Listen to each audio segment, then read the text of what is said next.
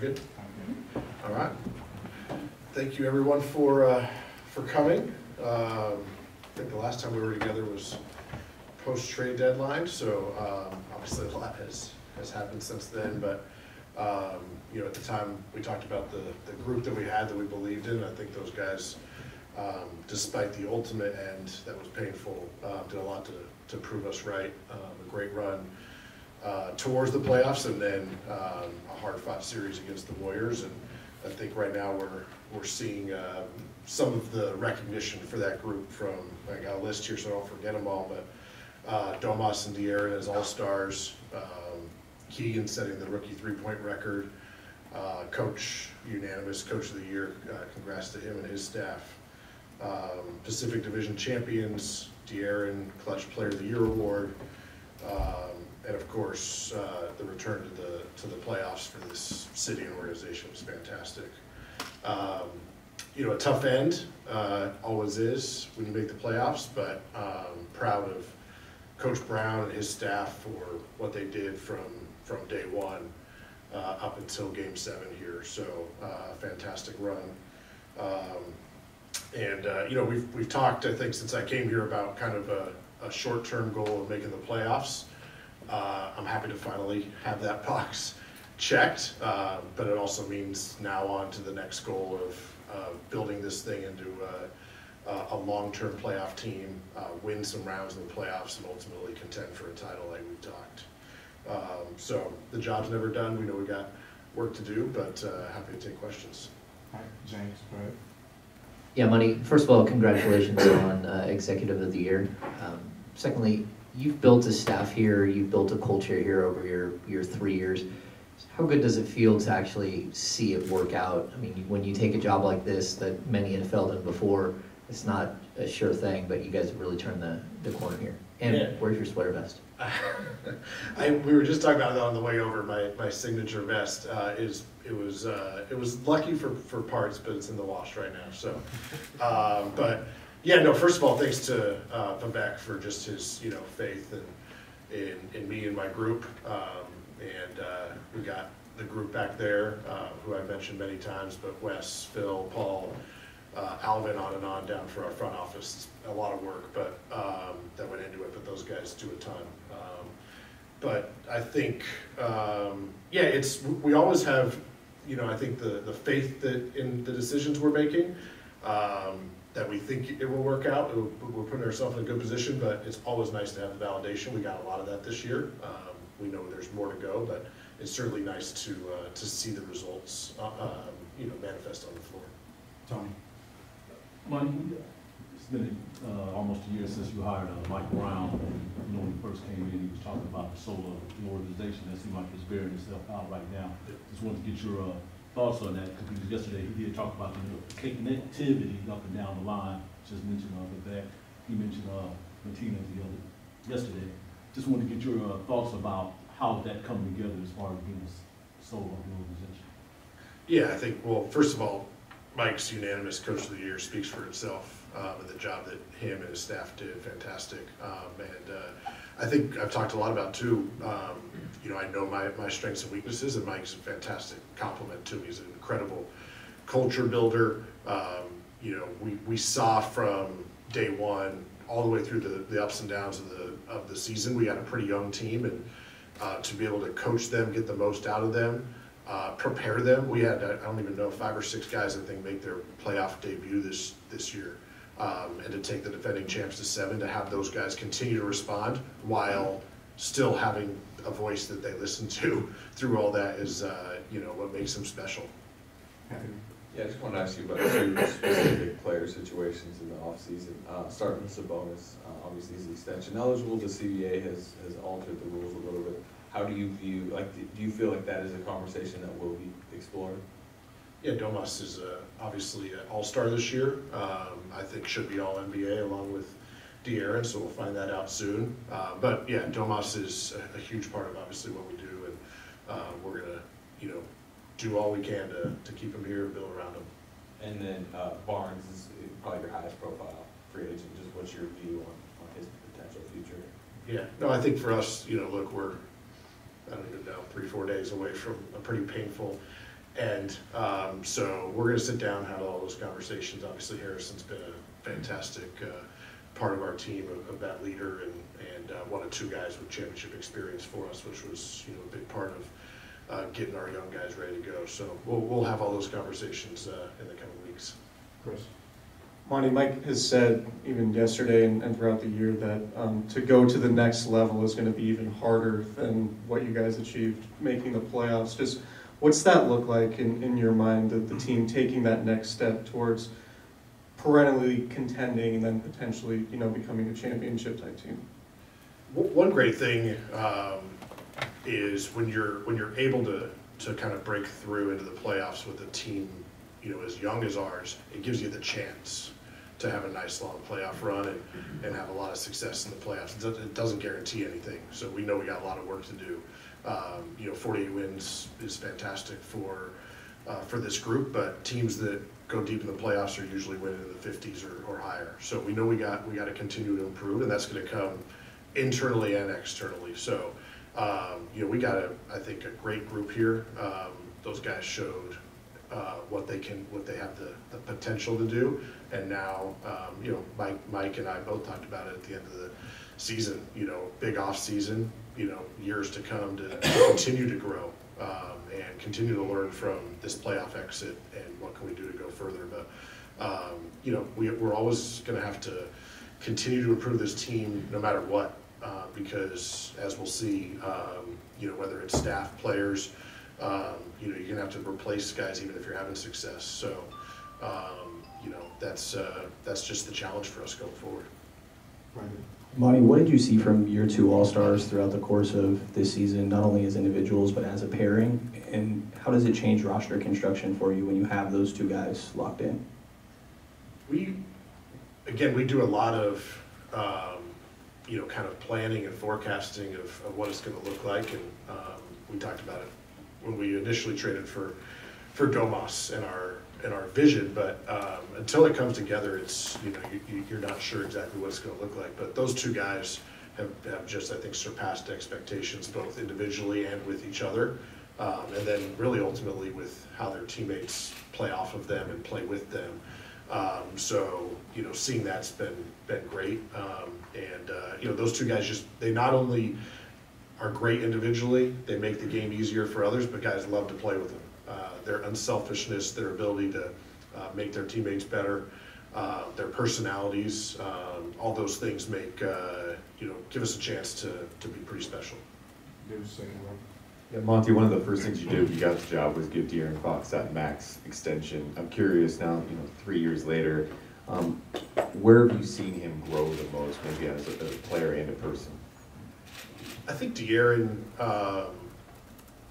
certainly made some strides this year. We all saw that, but on the other hand, and a lot of people in this room, I think, saw what De'Aaron could do. And in a lot of ways, it's just the national media, the public catching up to that, him being on a bigger spotlight in the playoffs.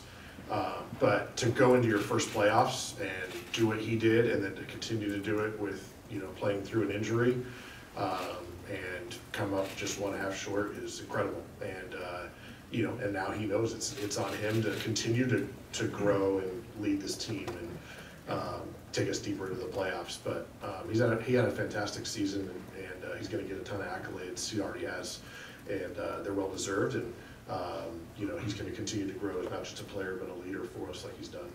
Sean Cunningham.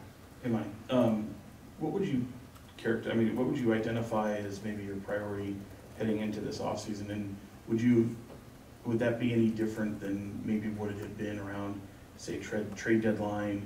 As the evolution of the season goes on, did it change at all as you enter to the point where you are now? No, I think it's always good to see our guys, and I think almost every challenge that came up, if they didn't knock it out the first time, they were able to overcome it pretty quickly. And so seeing our guys do that, not just in the regular season, but then you get down 3-2 to the champs, you got to go to their home court, and we win by whatever it was, 18, 19 points. Obviously Game 7 didn't go the way we want, but that's a big step, that Game 6 win. All that stuff is going to factor in. We got to sit down here, take a breath, hug our families for a little bit. But then we'll get back to it next week, and we'll have all those conversations about how do we go forward. But we have a fantastic group here. We have a lot of youth, which means that those guys have room to grow. But it also means that there's a challenge for them to continue to grow. It's not, nothing is guaranteed, as we know in this business. And so, we had, I don't even know, 5 or 6 guys in the building today, which is a great sign. And we know those guys are going to work, but it's just going to get harder each step from here. And, continuing to answer those challenges is going to be, what's been in front of us. Jason. Monty, congratulations, first of all, on the award and everything this year. How much flexibility, positional flexibility, do you see in the group you have, and specifically like the 3, 4, or 5 spots? Do you guys see Keegan as a guy who, depending on like what's available to you in the off season, could Keegan move from one spot or another between the 3 and the 4? Would you consider, Domas flexible in terms of the 4 and 5 spots? I think we have a lot of versatility, which has been good. Throughout the season, I think we saw Keegan guard 4s. He guarded Jordan Poole to start a couple of the playoff games. So his versatility on the defensive end, for sure. I think we saw offensively what he could do. Domas, we've seen, I think, again, he's played with centers before that are bigger than him, and he can play, I think, both positions on both ends, which gives us the ability to kind of, have options to build around. But it's certainly important. The more of that you have, the more options it gives you down the road. The more options it gives coach in a game or throughout a season. And I think we had some pretty good versatility with our guys, which is just another nice thing to have. But the ability to just start with De'Aaron and Domas and be able to fill it around those guys. So many guys can play with them, and they'll make them look good. That it makes our job a little easier. Jake. Monty, first off, congratulations. Domas said he was going to a specialist on Monday. I wonder if you have an update on his medical status, if he will need surgery or not? No update right now, but knowing Domas, he is as tough as they come. Whatever he needs to do, I know he'll be ready to go next year, but no update right now. Monty, I'm curious about the timeline for this team getting to the playoffs from when you got hired. If this was ahead of schedule, if this was later than, I'm sure it was later than you would have liked. You would have liked it right when you got here. But the timeline with that, and then the amount of success that you had this year with Mike Brown his first year, if that was kind of ahead of schedule in your mind. I think I was talking about it with a few folks, but it was, obviously we would have loved to make the playoffs my first year, but the way that it happened this year, especially with the COVID restrictions and different things, with fans not allowed in the buildings and those types of things, it would have been a bit of a letdown if we didn't have the fans were absolutely amazing. Couldn't even hear announcer Scott for the player intros in game 1, and so that part I think was special. Again, we try not to put a timeline on it. We said we want to make the playoffs as soon as we can, such that we can, build this thing out. And I think we're in that position. So I would say, a success for step 1 and on to step 2. Right, back in the room. Okay. Monty, hey, way back here. Yeah. A little over a year ago, last February, you had pulled the trigger on acquiring Domantas through the trade, giving away Tyrese Halliburton. At the time, needless to say, was met with some heated opinions, even criticism of some sort. You look a year later, you're sitting up there, executive of the year, and, had this incredible, successful season. I know you're a very humble person, but is that kind of like a I told you so kind of moment, just trusting the process and good things will happen? If I knew we would be here right now, maybe I would have said it at the time. But again, we felt very good in what Domas could do for us and how he would pair with De'Aaron. We still had a lot of work to do.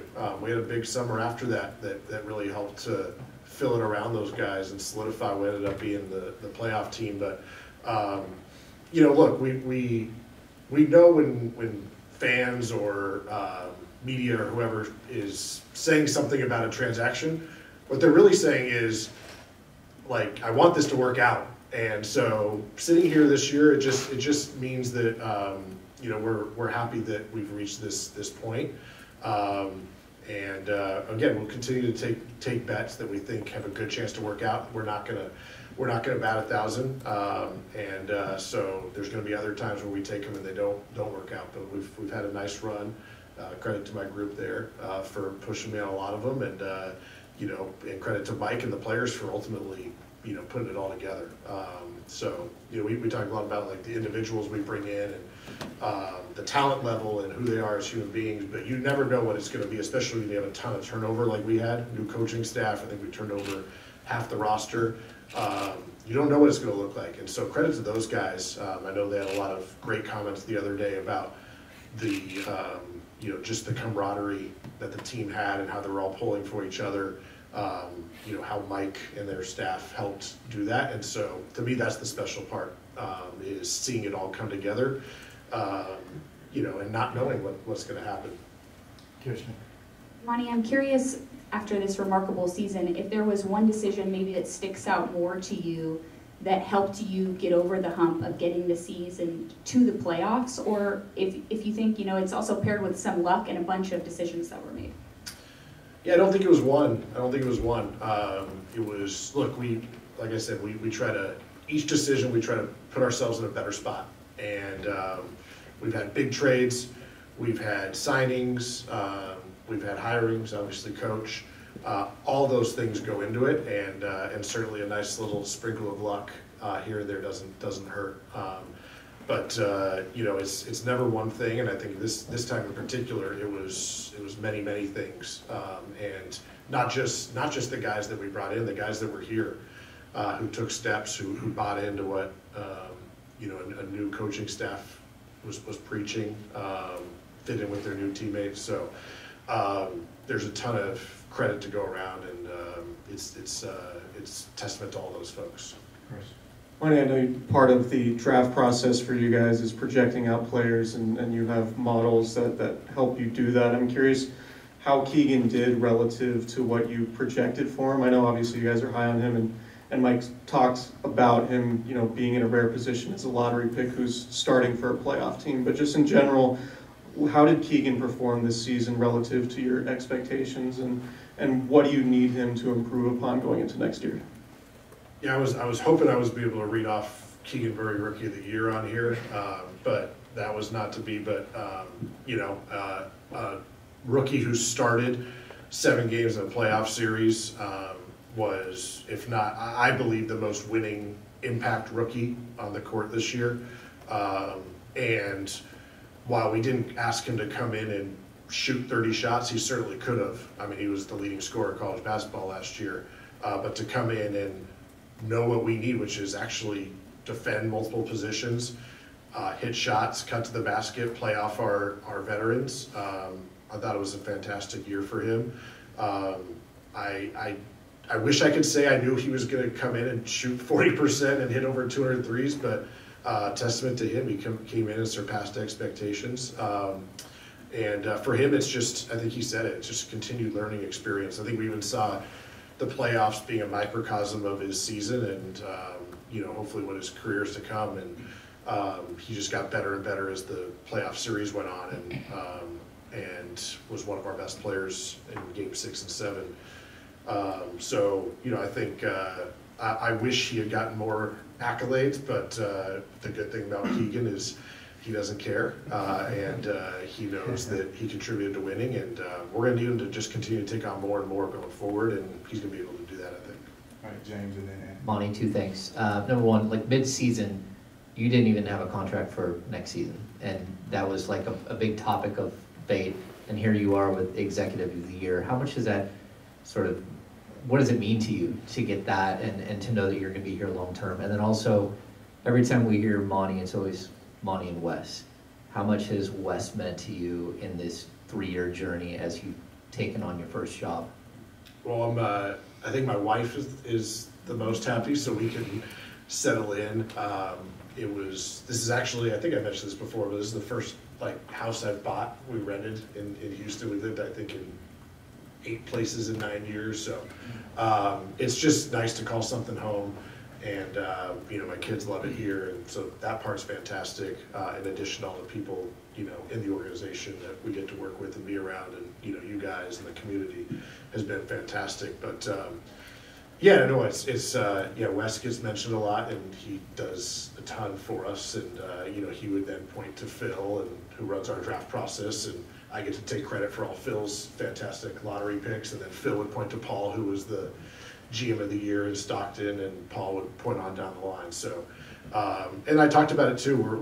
We're going to, the sign of a good organization is that people are going to move on, and you know, Wes is going to be a GM again someday. He's already built a 60-win team, which, you know, I haven't even got to 50 yet. So, like Phil and Paul, who I just mentioned, are going to run a team someday, and we're going to have to backfill them. And you know, I hope those things come, because it means it's healthy for our organization. But yeah, it's a group effort, and those guys do a ton. And you know, especially the times when I'm not at my best, which, as they can say, happens probably more often than I'd like. But those guys keep pulling me through. You talk about, you know, needing or wanting to take the leap next year. Your regular season statistical profile would obviously scream defense. But you did defend it, you know, times in that first round series much better than the regular season. How much do you take from what you saw in the playoffs defensively, and do you expect the priorities still to be kind of to improve on that going to the offseason? The biggest thing is, as we talked about, a 48-win team is a success for us this year, but we're gonna have to build on that, continue to try to be better. You know, our net rating was in the 2 to 3 range. That's going to have to improve. And so whether that comes from, you know, if we get somehow out of the #1 offense and get that to +5 or +6, great. I think more likely that comes from the defensive end, just given where we were respectively on each end of the court. And, you know, and Mike's going to always say our defense isn't good enough even when that's #1 too, which is what makes him great. But yeah, our goal is going to be, how do we improve, you know, whether it's maintain our offense and make our defense better. Does that come from internal improvement? Do we need something externally to help that? Can we improve both? That would be my goal. You know, I think our offense showed a lot this year, but like you said, our defense at times showed what it can do. And to guard those guys, how we did for stretches. Obviously, I know Mike pointed to some of the offensive rebounding in Game 7. There were, you know, it wasn't perfect, but you know, we guarded, and we can do it. We can be better just with what we got here, and we'll continue to look at ways to improve that externally also. But we know we just got to get the ball's got to continue to be pushed forward for us to get where we want to go. All right, Tony. Monty, see, Geoff Petrie, he just get back to the executive of the year. Of course, you know, Geoff won it several years ago. Now you and Pete Carrillo, you know, he's been part of this organization. I do want to highlight that Mitch Henderson won on this floor. They beat Arizona. Did you take any stock, you know, coming from an Ivy League institution, you know, and take any stock in, you know, what you do and how it affected your career? Well, I appreciate you putting my name in with, like, you know, Geoff Petrie, who's a 20-point game scorer and Rookie of the Year, and Coach Carrillo, who's a Hall of Famer, Mitch Henderson, who's pretty iconic in Princeton basketball lore. You won't find my name in many Princeton record books, but you can. I did have one touchdown catch if you want to look it up. But yeah, it's pretty cool. It's pretty cool to have a little bit of a Princeton kind of thread running through here. I was actually bummed that I didn't get to see the Sweet 16 run here. I was out on the road scouting, but you know, that part's cool. But just a little footnote to I think what really matters here, which is what our players are doing, the fans and their experiences. And yeah, it's we're best viewed when you know, we're not in the spotlight. You know, when we're just sitting back and watching our guys go out and compete and win. And so that's what you know, I think is the most special. Back to Jason. Monty, I think they should have got you the ball a lot more that year at Princeton. To follow up on Slater's question about defense, shooting was a big priority last year. You also mentioned defense. You obviously addressed the shooting. So as you go into this summer, I just wonder, is that a delicate balance for you? Do you have to make sure you maintain the same level of shooting for the system you guys have put in place here? And if you could maybe just speak a little more about defense and where you feel like the specific needs are on that side.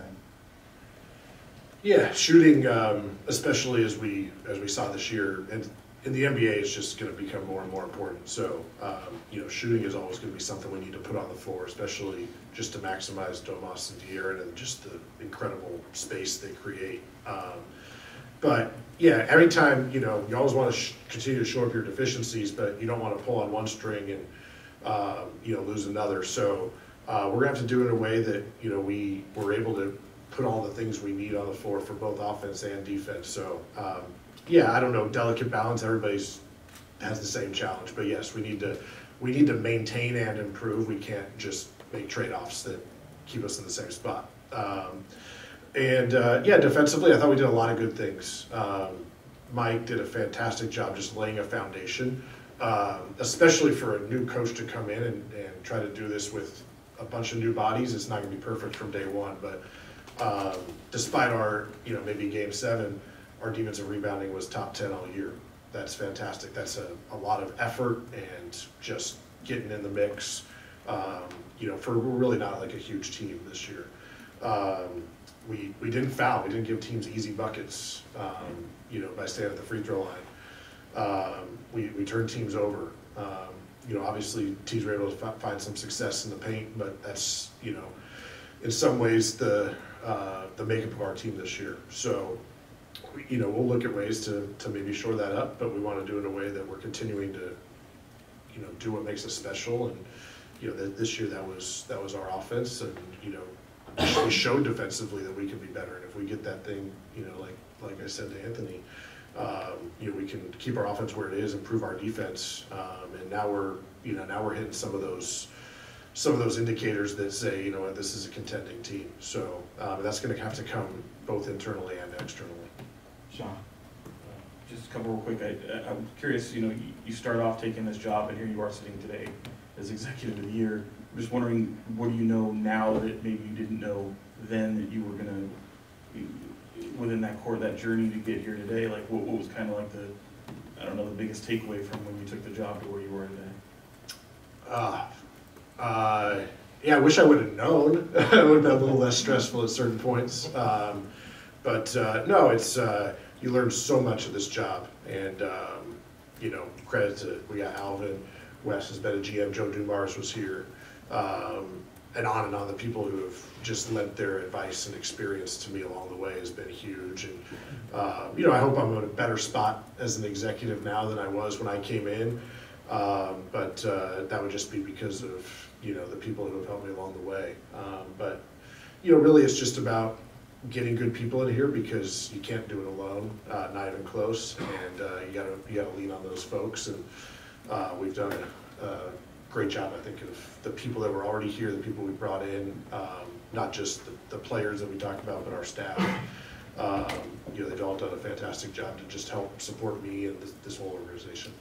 And then, there's obviously a lot of curiosity around Sasha Vezenkov. I just wonder how realistic of a possibility that can become for next season, and maybe conversely, how strong the desire is of you guys wanting to land him here.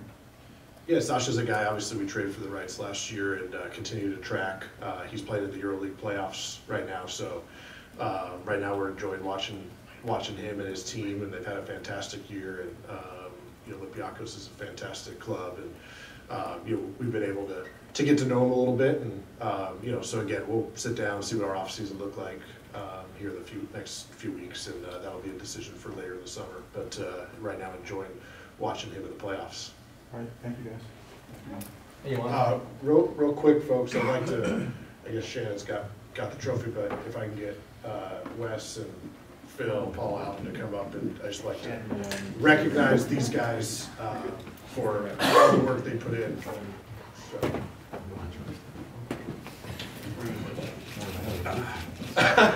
I don't know if I can carry it, so.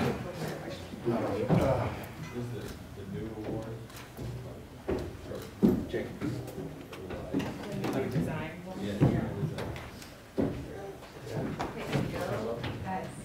guys.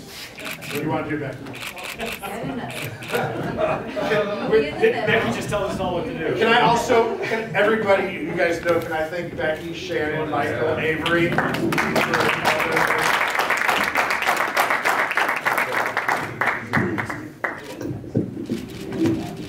I don't just come up here and have this presence, okay? Take a quick minute. Quick fellas, down in front. Down in front.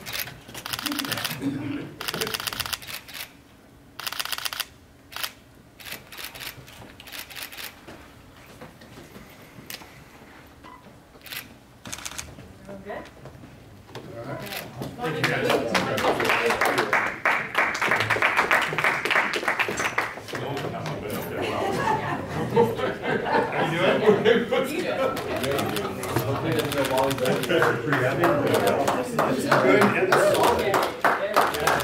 Trust me, it's the only time I've been up there.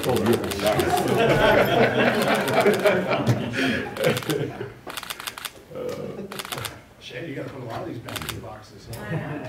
Good thing I do. Thanks, everyone. Thank you, guys.